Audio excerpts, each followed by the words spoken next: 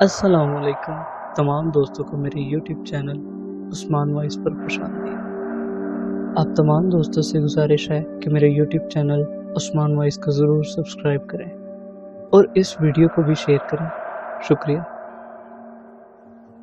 ہر موڑ پر چونکاتی لرزہ خیز واقعات اور معاشرتی رویوں کی ایسی دلگداز داستان جو برسوں یاد رہے۔ چوتھا اور آخری حصہ۔ کیا کر رہی ہو؟ نبیل نے ایسے کہا جیسے اسے اپنی سماعت پر اعتبار نہ ہو۔ ہاں نبیل، میں سچ کہہ رہی ہوں۔ ایمن نے اسے امی، ابو، پھپھو اور پھپھا کے درمیان ہونے والی گفتگو سے آگاہ کر دیا تھا۔ سوال ہی پیدا نہیں ہوتا، اس نے مٹھیاں بجتے ہوئے کہا، پھر فلمی ہیرو کے سے انداز میں اس کے دونوں بازو اپنے ہاتھوں میں جکڑتے ہوئے بولا، دیکھتا ہوں میں بھی میرے ہوتے ہوئے تمہیں کون ہاتھ لگاتا ہے۔ نبیل، اس نے اپنا ہاتھ بڑی دل سوزی سے اس کے شانے پر رکھ دیا۔ بولو، اب کیا ہوگا؟ یہی سوچ رہا ہوں، ہم دونوں کہیں بھاگ نہ جائیں، کہیں بھی۔ اللہ تعالیٰ کی دنیا اتنی وسیع ہے، کہیں بھی چلے جائیں گے۔ وسیع دنیا میں کہیں جانے کے لیے پاسپورٹ بنوانا پڑتا ہے، ویزا لینا پڑتا ہے۔ پاسپورٹ اور ویزے کی ضرورت تو دوسرے ملک جانے کے لیے آتی ہے۔ میں تو یہیں کی بات کر رہی ہوں، لاہور، فیصل آباد، ملتان۔ لاہور، فیصل آباد میں میرے باپ نے ملیں فیکٹریاں لگوا رکھی ہیں نا، اور ملتان میں تو جیسے میرے ابا کی زمینیں پھیلی ہوئی ہوں۔ یہاں سے وہاں تک وہ غرایا۔ تم غصہ کیوں کر رہے ہو؟ مجھے تمہارے اماں ابا پر غصہ آ رہا ہے۔ ابو پر تو مجھے بھی بہت غصہ آ رہا ہے۔ تم کوئی بھیڑ بکری یا گاجر مولی نہیں ہو کہ تمہارا باپ منہ اٹھا کر جسے چاہے تمہیں دے دے۔ ٹھیک کہتے ہو۔ ٹھیک کہتا ہوں تو اپنے حق کے لیے لڑو یار، تم تو پڑھی لکھی ہو۔ نبیل نے اسے اکسانے کی کوشش کی۔ لڑی تو تھی، میں نے تمہارے بارے میں صاف صاف بتا دیا تھا۔ تمہیں پتا ہے نا کیا کیا تھا انہوں نے؟ موبائل چھین لیا، کمرے میں بند کر دیا، کالج جانے سے روک کر گھر بٹھا لیا تھا۔ تم تدبیر نہ کرتے مجھے تو میں شاید آج بھی گھر میں بند پڑی ہوتی۔ اپنی مظلومیت کا اظہار وہ بڑی دل گرفتگی سے کر رہی تھی۔ فکر مت کرو، نکال لوں گا۔ اب بھی تمہیں تمہارے ماں باپ کے ظلم سے بچانے کا کوئی نہ کوئی طریقہ، کوئی نہ کوئی راستہ، بس تم میرا ساتھ نہ چھوڑنا۔ میں تمہارے ساتھ ہوں نبیل، تمہارے لیے تو میں بڑی سے بڑی قربانی دینے کو تیار ہوں۔ اپنا گھر، امی، ابو، بھائی سب کچھ چھوڑ سکتی ہوں تمہاری خاطر۔ جگر سوچ لے بہت اچھی طرح، ٹھنڈا ہو کر، سمیر نے نبیل سے سرگوشی میں کہا۔ دونوں ایک پبلک پارک میں نہایت رازدانہ انداز میں بیٹھے تھے۔ سوچ لیا ہے پیارے، مزید سوچ بچار کے لیے ٹائم شارٹ ہے، اب انتظار نہیں ہو سکتا۔ تو نے بات کی ہے اس سے؟ کی ہے یار۔ نبیل جنجلا گیا۔ یار سوچ لے، بڑا قدم ہے، اگر بدل گئی تو؟ سمیر نے خدشہ ظاہر کیا۔ نہ بدلے گی، نہ بدکے گی، پکا، بالکل پکا۔ تو اپنی بتا۔ رسک ہے بابو، گئے تو لمبے، پر اپنا شیوا ہے کہ یاروں کے لیے جان بھی حاصل ہے۔ سمیر نے اپنے سینے پر ہاتھ دھرتے ہوئے سر خم کر دیا۔ اور اپنا تو تجھے پتا ہے، نبیل نے شانے اچکائے۔ یاروں کے احسان کا بدلہ چکانے میں نہ دیر نہ بخل۔ ویسے ایک بات بتا، ایسا کیا پلا دیا تو نے بچی کو جو وہ تیرے لیے کچھ بھی کرنے کو تیار ہے؟ بس یار، میں تو تفریح لے رہا تھا، وہ شغل ہی شغل میں عاشق ہو گئی مجھ پر۔ پیارے لڑکی بھی مل گئی، مال بھی مل گیا۔ دونوں بھائی دبئی، لندن، پیرس، امریکہ گھومیں گے، میں ہنی مون پر اور تو کسی چٹی چمڑی والی میم کی تلاش میں۔ آئیڈیا اچھا ہے، کسی میم کو پھنساؤ۔ ابے انہیں تو پھنسانے کی ضرورت ہی نہیں، ذرا اشارہ کرو تڑا تڑ گرتی ہیں، ایک تو بھی لے آنا، ابے پہلے گلے پڑی سے تو نپٹ لیں۔ مجھے لڑکی سے زیادہ انٹرسٹ روکڑے میں ہے، پپو روکڑے میں۔ پیارے ہمارا بھی تو حق ہے دنیا کی نعمتوں پر، ہے کہ نہیں؟ کیوں نہیں؟ تو پھر ہاتھ ملا۔ نبیل نے اپنا ہاتھ اس کے سامنے کیا۔ سمیر نے اپنا ہاتھ اس کی پھیلی ہوئی ہتھیلی پر اوندا در دیا۔ ایمن اور جواد کے نکاح کی تاریخ سے ایک دن قبل دوپہر کو شائع ہونے والے اخبارات، سڑکوں پر فروخت کرنے والے ہاکرز شہر کی مصروف شاہراہوں اور چوراہوں پر سنسنی خیز انداز میں صدائیں لگا رہے تھے۔ ایک ہی گھرانے کے 3 افراد کا قتل۔ شفاق قاتلوں نے بیٹی کے نکاح سے صرف ایک روز قبل ماں باپ اور کمسن بھائی کو موت کے گھاٹ اتار دیا۔ علاقے کے مکینوں میں خوف و ہراس۔ شام کے اخبارات میں شائع ہونے والی تفصیلات کے مطابق سعودی عرب سے چھٹی پر وطن آئے محمد شاہد، اس کی بیوی سمن شاہد اور بیٹے دانش شاہد کو، جن کی عمریں 44، 38 اور 12 سال تھی، شہر کے ایک متوسط علاقے میں بدقسمت کنبے کی جوان سالہ اکلوتی بیٹی ایمن شاہد کے نکاح کی تقریب سے صرف ایک دن قبل رات کو سوتے میں ان کے سروں میں گولیاں مار کر ہلاک کر دیا گیا تھا۔ گھر کی تمام الماریاں کھلی اور چیزیں بکھری ہوئی تھیں۔ لواحقین کا کہنا تھا کہ قاتل گھر سے تمام قیمتی اشیاء، نقدی اور زیورات بھی لوٹ کر لے گئے تھے، جو ایک دن قبل ہی بیٹی کے نکاح کے لیے بینک لاکر سے نکلوائے گئے تھے۔ مقتول کے بھائی کی مدعیت میں علاقہ تھانہ میں اس واردات کی FIR درج کرا دی گئی تھی۔ پولیس تفتیش میں مصروف تھی۔ اخبارات نے بدقسمت گھرانے کے مقتولین اور کنبے کی واحد زندہ بچ جانے والی نوعمر دوشیزہ ایمن شاہد کی تصاویر بھی شائع کی تھی، جو 3 افراد کے قتل کی واردات کے بعد اپنے ہوش و حواس میں نہ تھی۔ اگلی صبح نبیل اور سمیر اپنے ایک مستقل ٹھکانے پر اکٹھے بیٹھے صبح کے ایک اخبار میں شائع 3 افراد کے قتل کی تفصیلات پڑھ رہے تھے۔ اخبار نے ایک نیوز ایجنسی کے حوالے سے لکھا تھا کہ قتل کی یہ واردات مقتولین سے قاتلوں کی دشمنی کا شاخسانہ معلوم ہوتی ہے، جسے ڈکیتی کا رنگ دینے کی کوشش کی گئی تھی۔ مقتولین کی جانب سے مزاحمت کے کوئی آثار نہیں تھے۔ آج گھر میں مقتول محمد شاہد کی بیٹی ایمن شاہد کے نکاح کی تقریب ہونے والی تھی، جس کے لیے ایک روز قبل ہی بینک لاکر سے زیورات نکال کر گھر میں رکھے گئے تھے۔ مقتول محمد شاہد طویل عرصے سے سعودی عرب میں ملازمت کرتا تھا اور اس کے گھر میں بعض ایسی قیمتی اشیاء بھی موجود تھی جو اس کے قریبی رشتہ داروں کے علم میں تھی، مگر اس واردات کے بعد وہ غائب پائی گئی تھی۔ گھر کی واحد زندہ بچ جانے والی لڑکی ایمن شاہد اپنے کمرے میں سو رہی تھی۔ صبح اس کے کمرے کا دروازہ باہر سے بند ملا۔ واردات کا علم اس وقت ہوا جب گھر میں کام کرنے والی ملازمہ گھر میں ہونے والی تقریب کے پیش نظر خلاف معمول صبح سویرے کام پر آئی تھی، تو اسے گھر کا مین گیٹ کھلا ہوا ملا۔ اندر داخل ہونے پر 3 افراد کی لاشیں گھر میں پڑی دیکھ کر اس کے حواس معطل ہو گئے اور اس نے بھاگ کر اہل محلہ کو اطلاع کی، جنہوں نے مقتولین کی بیٹی کے کمرے کا دروازہ باہر سے کھولا اور کھٹکھٹایا تو پتہ چلا وہ دروازہ اندر سے بند کر کے سوئی ہوئی تھی اور گھر میں رونما ہونے والے المیے سے بے خبر تھی۔ ماں باپ اور بھائی کی لاشیں دیکھ کر اس پر سکتہ طاری ہو گیا۔ مقتول محمد شاہد کے ورثاء اطلاع ملتے ہی جائے واردات پر پہنچ گئے۔ محمد شاہد کے بھائی کی مدعیت میں تھانے میں FIR درج کرا دی گئی۔ پوسٹ مارٹم کی ابتدائی رپورٹ کے مطابق مقتولین کو ان کے سروں میں گولیاں مار کر ہلاک کیا گیا۔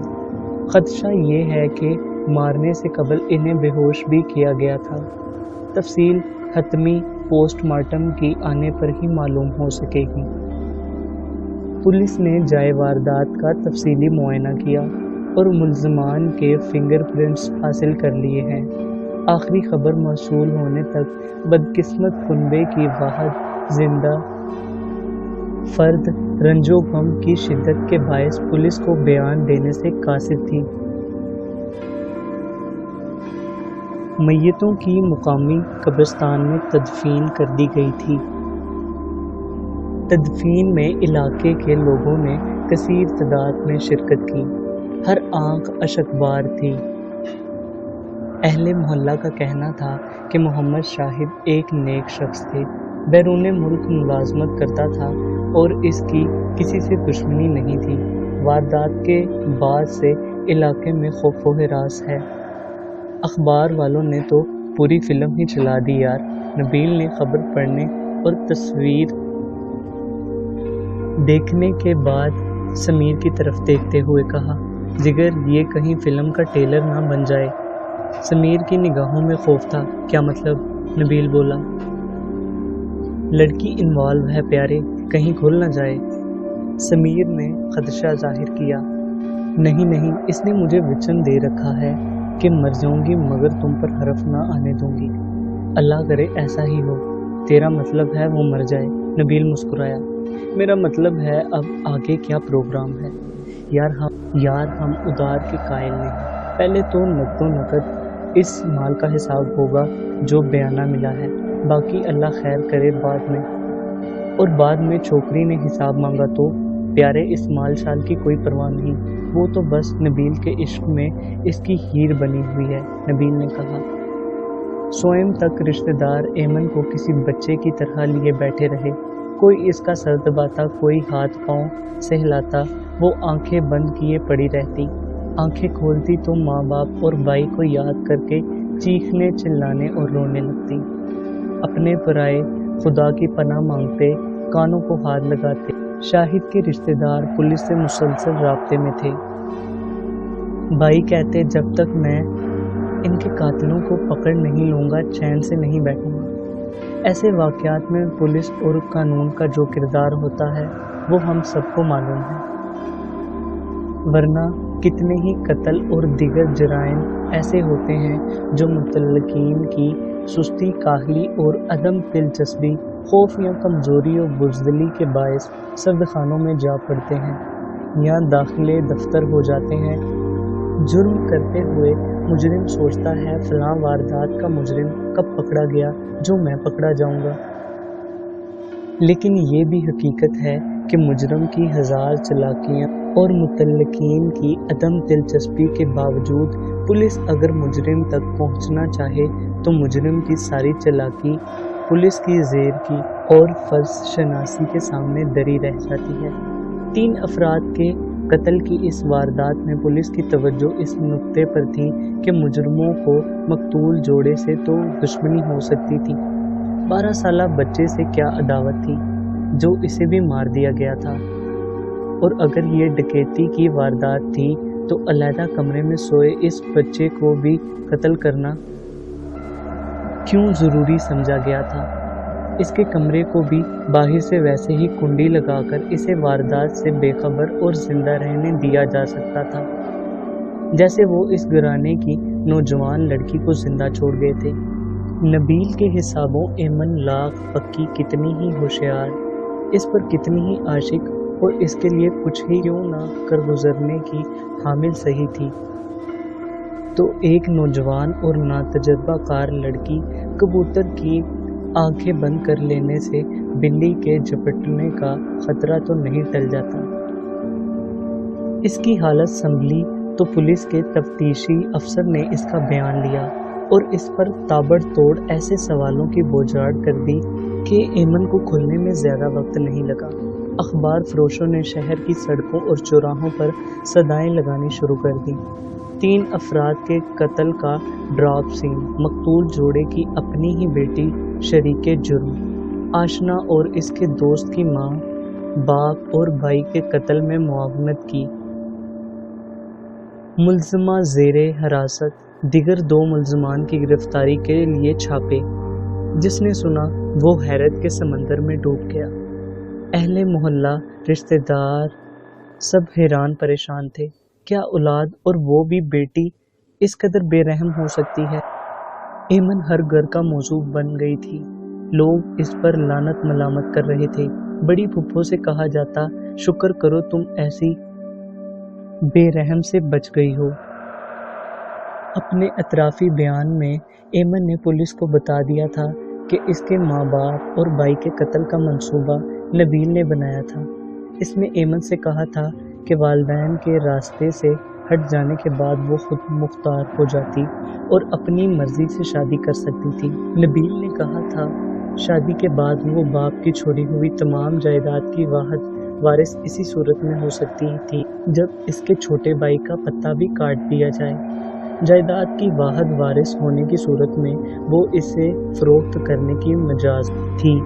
نبیل کا پروگرام یہ تھا کہ ساری جائیداد فروخت کر کے دونوں کسی بیرونی ملک میں جا بسیں گے اور چین کی زندگی گزاریں گے۔ قتل کے لیے طریقہ واردات کی منصوبہ بندی نبیل اور سمیر نے مل کر کی تھی۔ دونوں نے اسے کوئی ایسا محلول دیا تھا جسے اس نے بڑی رازداری سے کھانے میں ملا دیا تھا۔ پیٹ درد کے بہانے اس نے اس رات خود کھانے سے گریز کیا تھا۔ کھانے کے دوران شاہد اور دانش بار بار سمن سے کہتے رہے کہ کھانے کا ذائقہ کچھ عجیب اور بدلا بدلا سا تھا۔ سمن خود بھی یہی محسوس کر رہی تھی اور کہہ رہی تھی اللہ نہ کرے کھانا کڑوا محسوس ہو تو کوئی بری خبر سننے کو ملتی ہے۔ کھانا کھاتے ہی تینوں کو نیند آنے لگی تھی اور وہ سو گئے تھے۔ ایمن جاگتی اور جلے پاؤں کی بلی بنی گھر میں پھرتی رہی۔ رات 1 بجے کے لگ بھگ پہلے اس نے دانش کے کمرے میں جا کر اسے ہلا جلا کر جگانے کی کوشش کی تھی مگر وہ نہیں جاگا تھا۔ اس کی سانس بھی کچھ عجب طرح چل رہی تھی۔ پھر اس نے ماں باپ کے کمرے کی کھڑکی سے اندر جھانک کر سمن کو پکارا مگر وہ بھی کئی مرتبہ پکارنے کے باوجود نہ جاگی۔ یہ اطمینان کر لینے کے بعد کہ تینوں بے ہوشی کی نیند سوئے ہوئے تھے، اس نے اپنے موبائل فون سے جو سمن نے شاہد کی طرف سے اسے معافی ملنے کے بعد واپس کر دیا تھا، نبیل کو جس سے وہ رات مسلسل رابطے میں تھی، سمن شاہد اور دانش کے بالکل بے خبر ہونے کی خبر دے دی۔ نبیل جو سمیر کے ساتھ ریلوے لائن کے آس پاس موجود تھا، سمیر کو لے کر گھر کی عقبی گلی میں آیا اور دونوں دیواروں سے کود کر گھر میں داخل ہوئے۔ ایمن نے انہیں سمن، شاہد اور پھر دانش کے کمروں کا رستہ دکھایا۔ دونوں نے پستول سے تینوں کے سروں پر گولیاں ماری اور تکیے سے منہ ڈھانپ کر ان کی سانسیں گھونٹی۔ پھر انہوں نے ایمن کی مدد سے گھر سے ساری نقدی، الماری سے وہ سارے زیورات جو سمن اور شاہد اس کے نکاح کے لیے بینک لاکر سے نکال کر لائے تھے، سمن اور شاہد اور خود ایمن کے موبائل فون، شاہد کی گھڑی اور گھر میں موجود چند اور قیمتی چیزیں ایک بیگ اور ایمن سے کہا کہ وہ مین گیٹ کی کنڈی کھول دے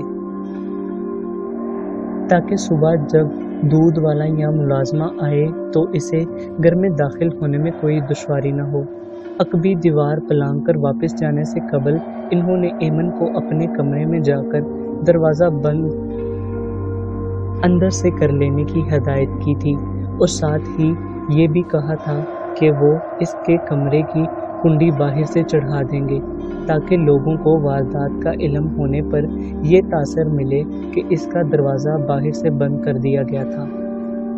صبح کو دودھ والے یا ملازمہ کے نہ آنے کی صورت میں انہوں نے ایمن کو 8 بجے کے بعد زور زور سے اپنے کمرے کا باہر سے بند دروازہ پیٹ کر دروازہ کھولو کی اونچی اونچی صدائیں لگانے کو کہا تھا تاکہ اہل محلہ تک آواز پہنچے اور وہ گھر کے اندر آئیں۔ تفتیشی پولیس افسر کے پوچھنے پر پہلے تو ایمن نے یہی کہا کہ وہ سو رہی تھی، اسے پتہ ہی نہ چلا کہ گھر میں کیا ہو رہا تھا، لیکن پولیس افسر کے چند ہی کڑے سوالوں کے بعد وہ رونے لگی تھی اور اس نے سب کچھ بتا دیا تھا۔ ایمن کو حراست میں لیے جانے کے بعد پولیس کے لیے نبیل اور سمیر پر جلد از جلد ہاتھ ڈالنا وقت کا تقاضا تھا۔ نبیل کا گھر ایمن نے دیکھا نہیں تھا۔ اس کی نشاندہی پر پہلے سمیر کے گھر پر چھاپا مارا گیا۔ وہ گھر ہی میں تھا اس لیے پکڑا گیا۔ سمیر نے نبیل کے گھر کی نشاندہی کی۔ نبیل گھر میں موجود نہ پایا گیا، البتہ اس کے گھر والوں نے اپنی عزت اور پولیس کے ڈر سے اس کے ممکنہ خفیہ ٹھکانوں کے بارے میں بتا دیا۔ پولیس نے بڑی تیزی سے اس کی تلاش شروع کر دی تھی۔ ایمن اور سمیر کو عدالت میں پیش کر کے پولیس نے عدالت سے دونوں کا ریمانڈ حاصل کر لیا تھا۔ ایمن کے وہم و گمان میں بھی نہ تھا کہ نبیل سے اس کے تعلق کا انجام اتنا بھیانک ہو سکتا ہے۔ اپنے جرم کا اعتراف وہ کر چکی تھی۔ نبیل تک پہنچنے کے لیے پولیس اس سے پوچھ گچھ کے لیے ہر حربہ آزما رہی تھی۔ تشدد، ذلت، بے حرمتی، اس نے بھولے سے بھی نہیں سوچا تھا کہ نبیل سے عشق کی اتنی باری قیمت چکانی پڑے گی۔ اسے اپنے آپ سے گھن آنے لگی تھی۔ سمن اور شاہد کی زندگی میں اس نے ایسے کڑے وقت کا کب سوچا تھا۔ اسے گھر یاد آتا تھا، ماں باپ یاد آتے تھے، دانش کی آواز کانوں میں گونجتی۔ شیطان کے بہکاوے میں آ کر جنت بدر کیے جانے کے بعد آدم و حوا بھی شاید اسی طرح جنت کی یاد میں تڑپے ہوں گے، جیسے وہ حوالات میں گھر کا آرام یاد کر کے رو رہی تھی۔ امی اور ابو کے بڑے خاندانوں میں سے کسی ایک فرد نے بھی پلٹ کر اس کی خبر نہیں لی تھی۔ لیتے بھی کیوں؟ اس کی وجہ سے، اور وہ اپنے پیاروں سے محروم ہو گئے تھے۔ اس کا نام تو دونوں خاندانوں کی آنے والی نسلوں کے لیے گالی بن گیا تھا۔ تلاش کے باوجود پولیس نبیل تک نہیں پہنچ پا رہی تھی۔ نہ جانے کس کھو میں جا چھپا تھا۔ وہ اس کے ممکنہ ٹھکانوں، شناساؤں اور سمیر کے جسمانی ریمانڈ کے نتیجے میں پولیس کو اس کے بارے میں یہ معلومات حاصل ہوئی تھی کہ وہ عادی مجرم تھا۔ اسکول کے زمانے میں اپنے ہم عمر لڑکوں سے دونس، دھمکی، مار پیٹ، دنگا فساد اور چوری کی چھوٹی چھوٹی وارداتوں نے اسے بالآخر بڑا مجرم بنا دیا تھا۔ چوری، ڈکیتی، بلیک میلنگ اور بھولی بالی لڑکیوں کو اپنے دام میں پھانس لینا اس کا تو شاید پسندیدہ مشغلہ تھا۔ گھر والے اس کی حرکتوں سے عاجز آئے ہوئے تھے۔ سمیر کی نشاندہی پر جب پولیس نے اس کے گھر چھاپا مارا تو نبیل کے بوڑھے باپ نے اس کی تازہ ترین واردات علم میں آنے پر ہاتھ جوڑ کر کہا تھا، صاحب وہ کمینہ تو 2-3 دن سے گھر پر نہیں ہے، لیکن آپ کو جہاں ملے اس کی بوٹیاں کر کے چیل کووں کو کھلا دو، اسے چوراہے پر لٹکا دو صاحب، تاکہ اس جیسوں کو عبرت ملے۔ ایک آنسو نہیں بہاؤں گا میں اس کے لیے۔ تاہم سمیر کی نشاندہی پر وہ اشیاء اور نقدی برآمد کر لی گئی تھی جو بقول اس کے نبیل نے واردات کے بعد اسے بطور حصہ دی تھی۔ نبیل تک پہنچنے کے لیے پولیس نے اس کے بوڑھے بارش باپ اور چھوٹے بھائی کو حراست میں لے لیا تھا۔ ایمن کمرہ عدالت میں جج کے روبرو ملزموں والے کٹہرے میں کھڑی تھی۔ عدالت کا وہ کمرہ انسانوں سے کھچا کھچ بھرا ہوا تھا۔ کچھ دیر قبل جب وہ پولیس کی تحویل میں جج کے سامنے پیش ہونے کے لیے کمرہ عدالت کی جانب آ رہی تھی تو میڈیا کے نمائندے اس کی ایک جھلک اپنے کیمروں میں مقید کرنے کے لیے ٹوٹ پڑ رہے تھے۔ پولیس نے دوران ریمانڈ ضروری تفتیش کے بعد طاہر قتل کیس میں گرفتار ملزمان کو عدالت میں پیش کر دیا تھا۔ عدالت نے ملزمان کو اپنے دفاع کے لیے اپنی مرضی کا وکیل مقرر کرنے کی اجازت دی تھی۔ سمیر کی ماں نے اس کے دفاع کے لیے وکیل کی خدمات حاصل کر لی تھی، مگر ایمن کے آگے پیچھے کوئی نہ تھا۔ اس کے تو اپنے سگے رشتہ دار دشمن بنے کھڑے تھے۔ ایمن نے جو کچھ کیا تھا اس کے پیش نظر داد خواہی کا ان کو پورا حق تھا۔ آداب، قانون و وکالت سے ناآگاہ ایمن نے ہراساں نظروں سے ادھر ادھر دیکھا۔ اسے کمرے میں موجود ہجوم میں چاچو کا چہرہ دکھائی دیا۔ اس کی نظریں جھکی اور پلٹ آئیں۔ وہ ان کی مجرم تھی، بلکہ صرف انہی کی نہیں، پورے معاشرے کی۔ ریاست اس کے گھناؤنے جرم پر اس کے خلاف کھڑی تھی۔ وہ مجرم تھی ساری انسانیت کی۔ جس دین کو اس نے ماننا تھا، جاننا تھا، وہ کہتا ہے جس نے ایک انسان کو قتل کیا، اس نے گویا ساری انسانیت کو قتل کیا۔ قانون کہتا ہے جس نے کسی بے گناہ انسان کے قتل میں معاونت کی، اس کی وہی سزا ہے جو قاتل کی۔ اس نے تو 3 بے گناہ انسانوں کے قتل میں معاونت کی تھی۔ اور انسان بھی کون؟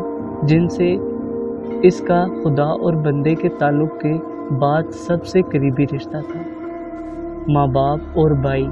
اتنے سنگین جرم اور اعتراف جرم کے بعد وہ کیوں کر اور کسی سے اپنے دفاع کو کہتی؟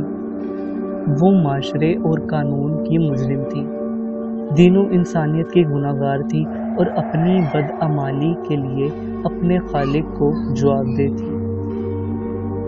اصلاح معاشرے کے لیے کوشاں ایک NGO نے اپنی قانونی ٹیم کے ذریعے ایمن کے دفاع کے لیے اپنی خدمات پیش کر دی۔ جیل کی زندگی عجیب تھی، حسرت میں ڈوبی ہوئی، وسوسوں اور اندیشوں میں گری، بھنور میں پھنسی ناؤ کی طرح۔ ہر لمحہ ڈانو ڈول جیل سے باہر آزاد فضا میں سانس لیتے اور رب کی ان گنت نعمتوں کی کبھی محسوس اور کبھی غیر محسوس طور پر ناشکری کرتے۔ لوگ جیل میں قید انسانوں کی اکثریت کے کرب کا اندازہ بھی نہیں کر سکتے تھے۔ ایمن نے کبھی خواب میں بھی اس محروم زندگی کا تصور نہیں کیا تھا۔ زندگی اب اس کے لیے انتظار کا نام بن گئی تھی۔ عدالت میں ایک پیشی کے بعد دوسری پیشی کا انتظار۔ مقدمے کی سماعت والے دن وہ جیل سے باہر کی آزاد فضا میں چند سانسیں لے سکتی، اگرچہ قید میں ہونے کا احساس اس وقت بھی دل کو اپنی مٹھی میں جکڑے رکھتا۔ جیل میں بوڑھی عورتیں بھی تھیں، جوان بھی، نوجوان لڑکیاں بھی، اور بہت سی قیدی عورتوں کے ساتھ ان کے بچے بھی تھے۔ بااثر اور طاقتوروں کے لیے جیل میں بھی آسائشیں تھیں۔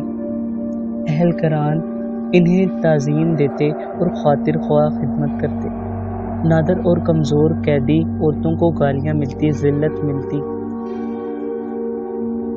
ایمن بھی لاوارث قیدی عورتوں میں شامل تھی، جس سے اپنا کوئی بھولے سے بھی نہ ملنے آتا۔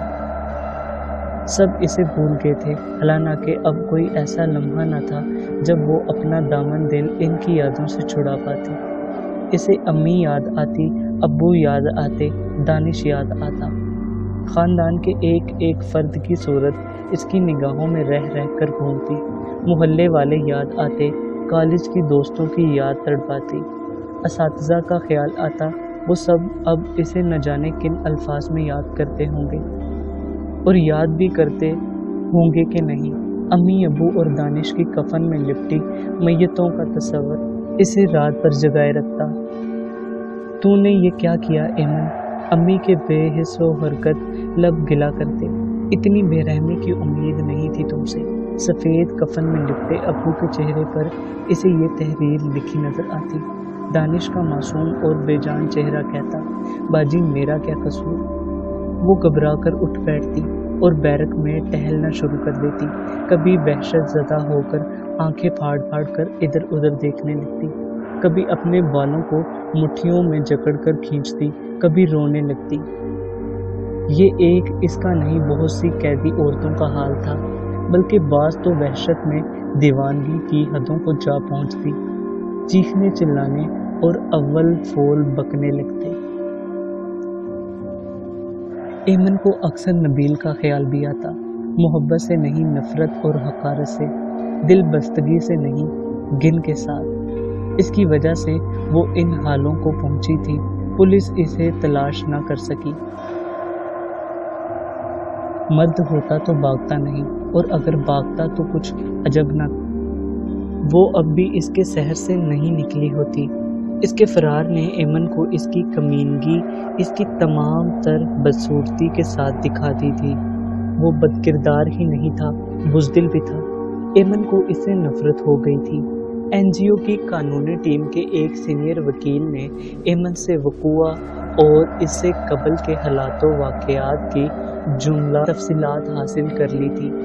ان وکیل نے اس مقدمے میں ایمن کے لیے ڈیفینس کونسلر یعنی وکیل صفائی کا کردار ادا کرنا تھا۔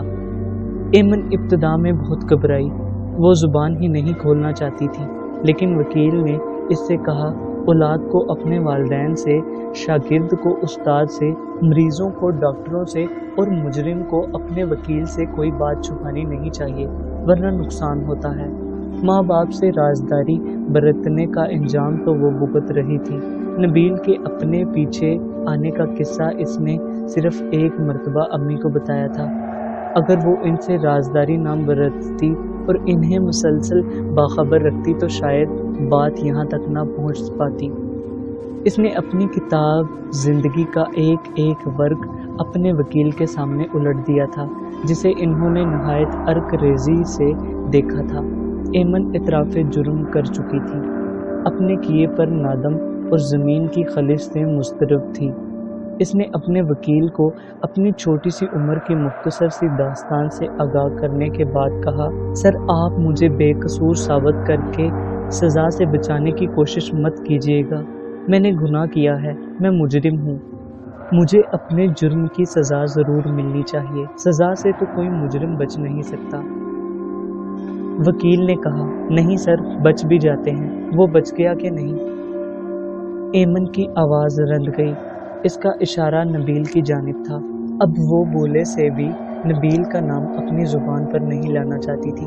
کون؟ وکیل نے بے ساختہ چونک کر پوچھا۔ وہی جو مجھے یہاں پہنچا کر خود بھاگ گیا ہے، نبیل۔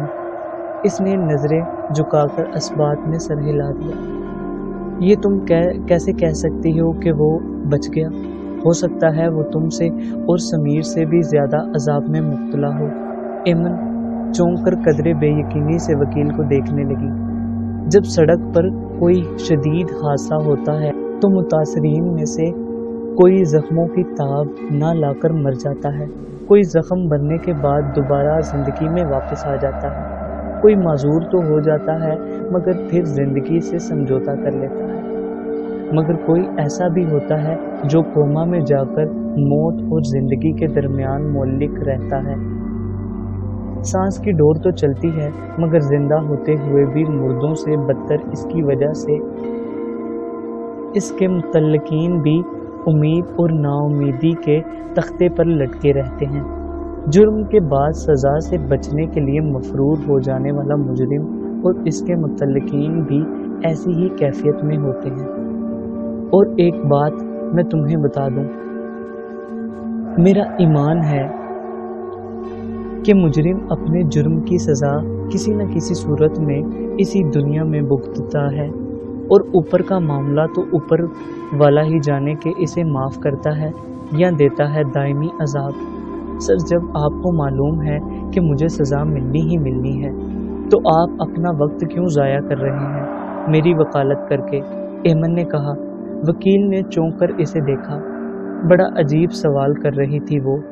مجرم تو سزا سے بچنے کے لیے اپنے وکیل کو نعوذ باللہ خدا سمجھ کر اس کی منت سماجت تھوڑی میں ہاتھ ڈالنے اور پاؤں پکڑنے سے بھی گریز نہیں کرتے۔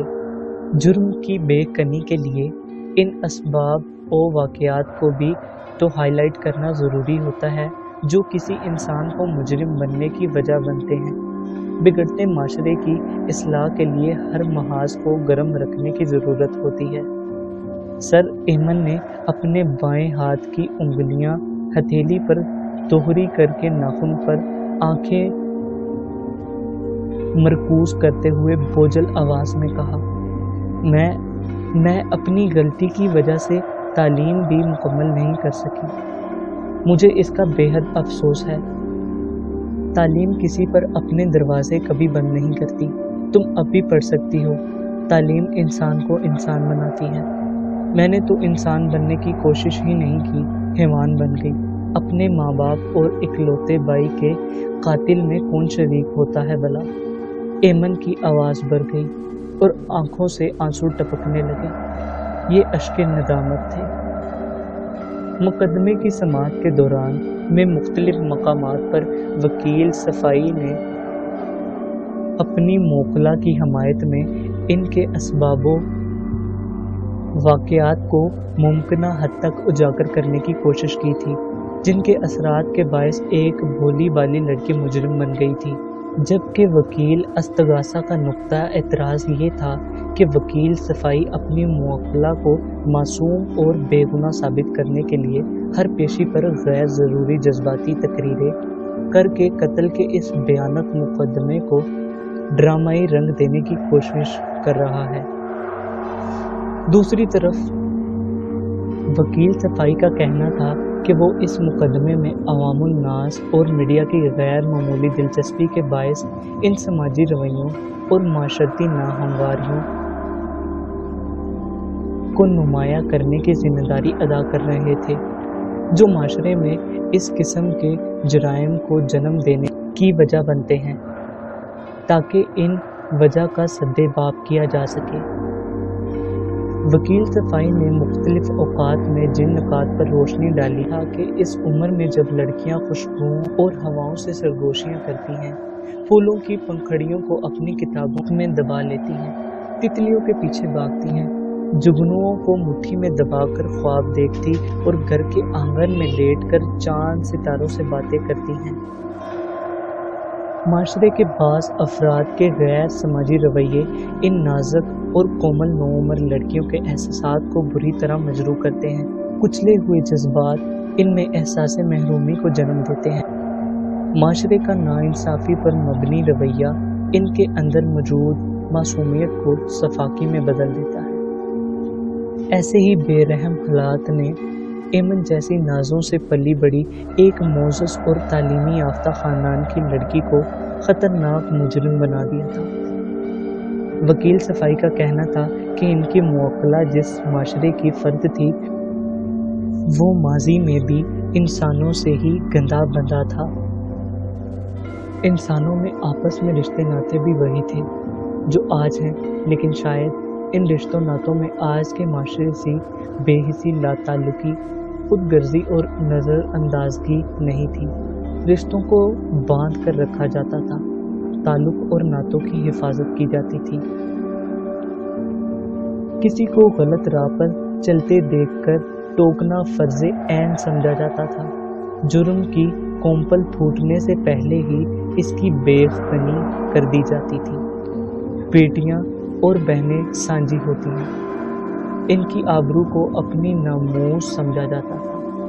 بہنیں بیٹیاں گھروں سے نکلتی تو گھر کے مرد دبے پاؤں ان کے پیچھے جایا کرتے تھے،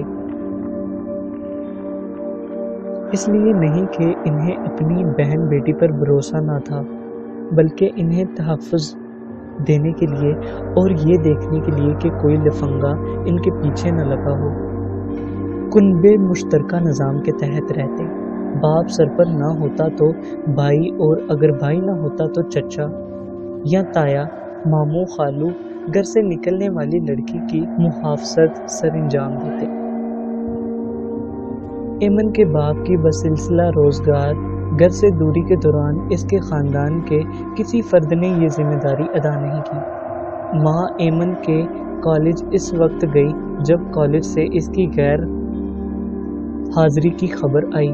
اس سے قبل اس نے کبھی کالج جانے اور بیٹی کی سرگرمیوں کی خبر لینے کی ضرورت محسوس نہیں کی، حالانکہ ایک جوان بیٹی کی ماں ہونے کے ناطے یہ اس کی اولین ذمہ داری تھی۔ کالج میں ایمن کی ہم مکتب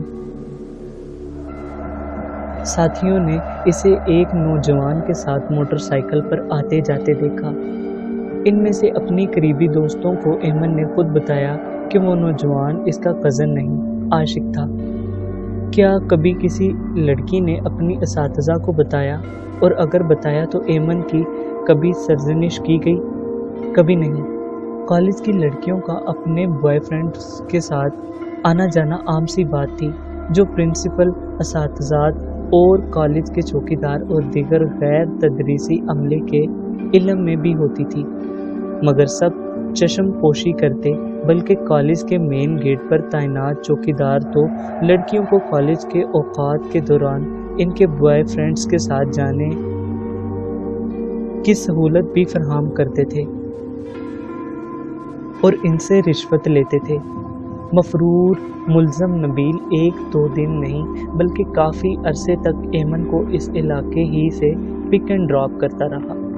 ایمن کے بیان کے مطابق کئی مرتبہ محلے کے بعض لوگوں نے اسے نبیل کے ساتھ آتے جاتے دیکھا، مگر کسی محلے والے نے پوچھا کیا، کیونکہ معاشرے کا ہر فرد دوسرے سے چشم پوشی کر کے اپنی اپنی نبیڑنے کے چکر میں ہے۔ ملزم نبیل ایمن کو شریک جرم سمیر کے فلیٹ پر بھی لے گیا۔ سمیر کے اہل محلہ میں سے کسی کو تو یہ معلوم ہوگا کہ سمیر کی ماں بہنیں ان دنوں گھر پر نہیں۔ اہل محلہ سمیر کی حرکتوں سے بھی آگاہ تھے۔ کسی نے تو خالی گھر میں مفرور ملزم کو ایک نوجوان لڑکی کے ساتھ جاتے دیکھا ہوگا۔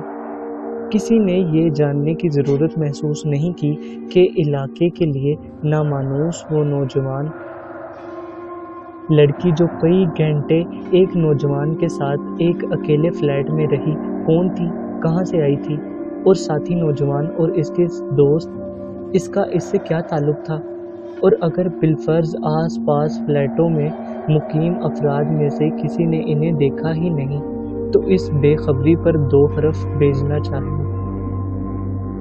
ایمن نے مفرور ملزم کو اپنے باپ کے ذریعے موبائل فون منگوا کر تحفہ تن اسے دیا اور بہانہ یہ کیا کہ وہ اپنی دوست کو تحفہ دینا چاہتی ہے۔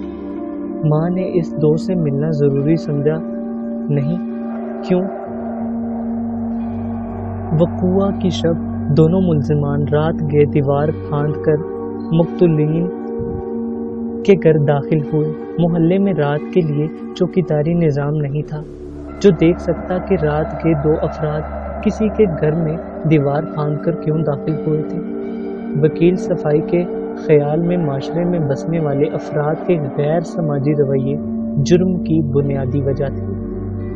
وکیل صفائی کا کہنا تھا ہر سطح پر افراد کی غیر ذمہ داری، لا تعلقی، بے حسی اور چشم پوشی نے ایک نوجوان لڑکی کو اس سطح تک پہنچانے میں اپنا کردار ادا کیا ہے جس نے اسے قتل کی ایک ہولناک واردات کی شریک جرم بنا دیا تھا۔ وکیل دفاع نے دوران بحث نہایت دردمندی سے کہا، معاشرے میں جرائم کی بے خنی کے لیے معاشرے کے تمام افراد کو اپنی اپنی ذمہ داری کا اعتراف اور اس ذمہ داری سے نظر پوشی نہ کرنے کی روایت کو پوری سنجیدگی سے عمل میں لانا ہوگا، تبھی اس معاشرے کے سدھار کی امید کی جا سکتی ہے۔ گلوبل ولیج بنتی اور میڈیا کی اس بے لگام دنیا میں افراد کو کم سے کم اپنے اپنے گھروں کی حد تک ایسا نظام ضرور فروغ دینا ہوگا جہاں والدین اپنی اولاد کو اور بڑے اپنے چھوٹوں کو خیر و شر، نیکی و بدی، ثواب و عذاب، جزا و سزا اور جنت و جہنم کا تصور دے سکیں۔ وکیل دفاع کے خیال میں دنیا ماضی میں بھی یہی دنیا تھی۔ زمین پر پہلے بھی انسان ہی بستے تھے، لیکن ماضی میں جرائم اتنے نہیں ہوتے تھے، دنیا گناہوں میں اتنی لتھڑی ہوئی نہیں تھی۔ انسان درندے اس لیے بن گئے کہ انہوں نے ذمہ داریوں صرف نظر کر کے صرف اپنے حقوق پر نظر رکھنا سیکھ لیا ہے۔ معاشرے کو بگاڑ اور درندگی سے بچانا ہے تو اسے شیطان کی راہ چھوڑ کر رحمان کا رستہ اپنانا ہی ہوگا۔ وکیل استغاثہ نے وکیل صفائی کو آڑے ہاتھوں لیتے ہوئے کہا، وکیل دفاع اپنی موکلہ کا جرم معاشرے کی گود میں ڈال دینا چاہتے ہیں۔ ان کے خیال میں سارا معاشرہ گناہ گار ہے سوائے ان کی معصوم موکلہ کے۔ وکیل دفاع نے تائید کی، بالکل جناب، میری موکلہ در حقیقت معصوم ہے۔ اس کی معصومیت کا اس سے بڑا ثبوت اور کیا ہوگا۔ میرے اس نقطے کی گواہی اس معزز عدالت میں जमा तफ्तीशी पुलिस अफसर की रिपोर्ट देगी कि जिस शख्स के बारे में मेरी मोकला ये तक नहीं जानती थी कि वो कहाँ रहता है, क्या करता है, इस शैतान ने मेरी मोकला अपनी शैतानत से जन्नत बदर करवा दिया। लेकिन इसी के साथ आपकी मासूम मोकला अपनी मर्जी से बदफेली की मर्तकब हुई। एक बार नहीं कई बार आपकी मासूम मोकला पर कत्ल के साथ जना की ताज़ीज़ भी लगती है, और जना की ताज़ीज़ आप मेरे दोस्त बाखूबी जानते हैं। सरकारी वकील ने कहा, जिन्हें अदालतों से वास्ता नहीं पड़ा वो समझते हैं अदालतों में न जाने किस जुबान में और कैसी बातें होती होंगी। जिनका वास्ता पड़ा है वो जानते हैं अदालतों में भी जिंदगी की जुबान बोली जाती है, जिंदगी की बातें होती हैं, जिंदगी के नोहे पड़े जाते हैं, जिंदगी ही का मातम बरपा होता है। इस मातम के बाद कुछ लोग अदालतों से सरखुरू होकर निकल आते हैं, कुछ अपने जुर्म की सज़ा भुगतने सलाखों के पीछे चले जाते हैं। फ़र्क होगा तो इतना कि वहाँ ना किसी के साथ ज़रा बराबर नाइंसाफ़ी होगी और ना कोई मुजरिम नबील की तरह मफरूर हो सकेगा। वहाँ तो मुजरिम के लिए हर सूरत पकड़ ही पकड़ है। अदालत में वकील सफाई की जज्बाती तकरीरें भी एमन को सज़ा से ना बचा सकी। जुर्म की शिद्दत होलनाकी हालातों वाक़यात की रोशनी में समीर को सज़ाए मौत और एमन को ताहयात कैद और बाप की विरासत से महरूमी की सज़ा सुनाई गई। नबील मफरूर इश्तिहारी मुल्ज़म था। वो जब और जहाँ भी कानून के हाथों पकड़ा जाता, इसे अपने जुर्म और इसकी सज़ा का सामना करना ही था। समीर की बेवा माँ की आंखों से आंसू थमते न थे और एमन के लिए कोई एक आंख भी आंसू बहाने को तैयार न थी। अदालत के फैसले के बाद अदालत से बाहर सरकारी वकील ने एमन के वकील से कहा, अफसोस है जनाब कि आपकी बारी बरकम जज्बाती तकरीरें भी आपकी मुवक्किला को सज़ा से ना बचा सकी। मेरी मुवक्किला सज़ा से बचना भी नहीं चाहती थी सरकार। एमन के वकील ने कहा, फिर तो आपने बिलावजह अपनी तवानाई और वक्त बर्बाद किया है। मैं ऐसा नहीं समझता, हमारी जगह मुख्तलिफ थी। अपनी मुवक्किला के वकील के तौर पर मैंने वही किया जो मुझे करना चाहिए था। आप अगर मेरी जगह पर होते तो आप भी वही करते जो मैंने किया, और मेरी जगह पर आप होते तो मैं भी वही करता जो आपने किया। एमन के वकील ने मुस्कुराते हुए अपना हाथ वकील सरकार की जानिब बढ़ा दिया। वकील सरकार ने वकील दिफा का हाथ थाम लिया और दोनों मुस्कुरा दिए।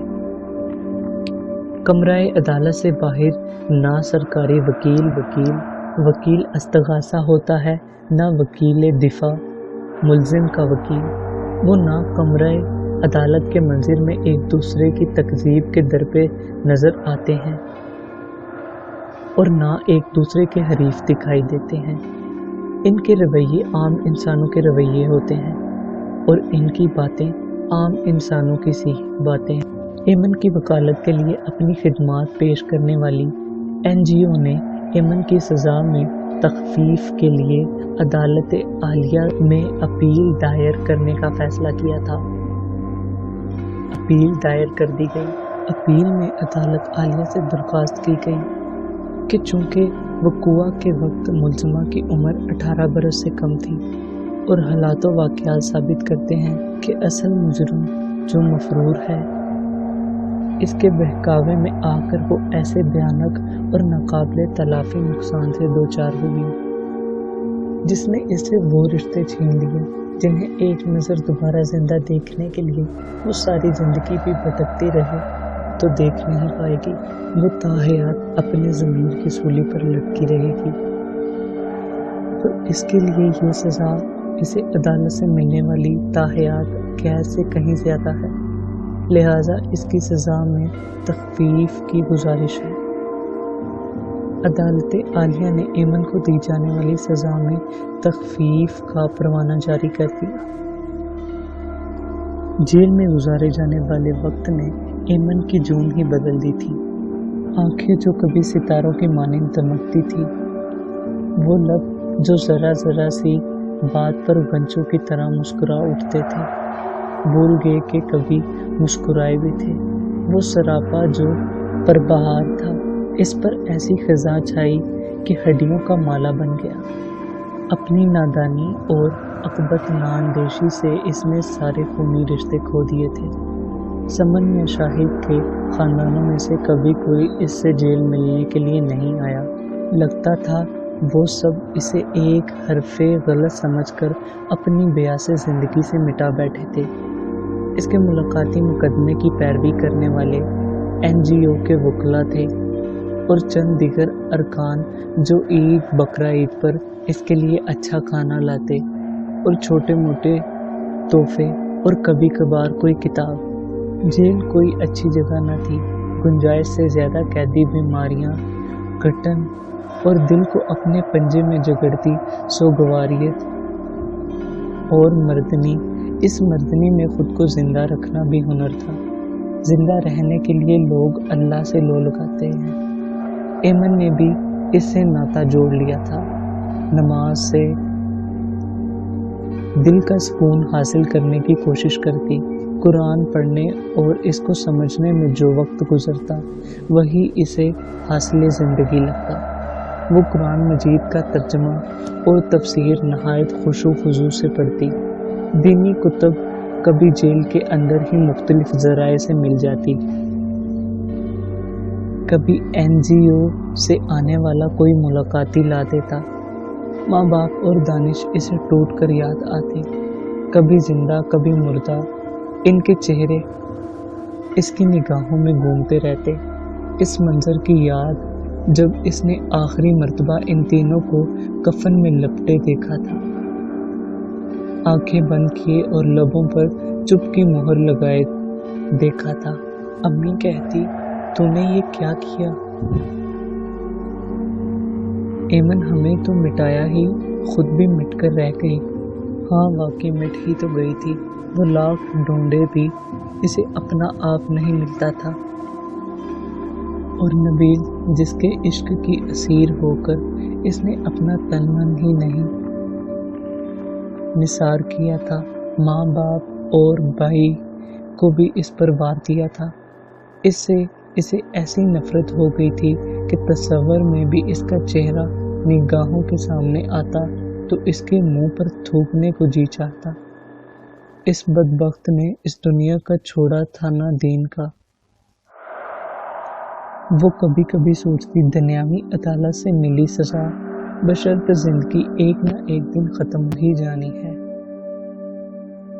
جس دن کسی قیدی کو جیل سے رہائی نصیب ہوتی، جیل میں اسے اچھا کھانا کھانے کو ملتا، متعلقین اسے لینے کے لیے آتے اور رہائی پانے والا قیدی اپنے ساتھیوں سے مل کر خوشی خوشی جیل سے باہر جاتا۔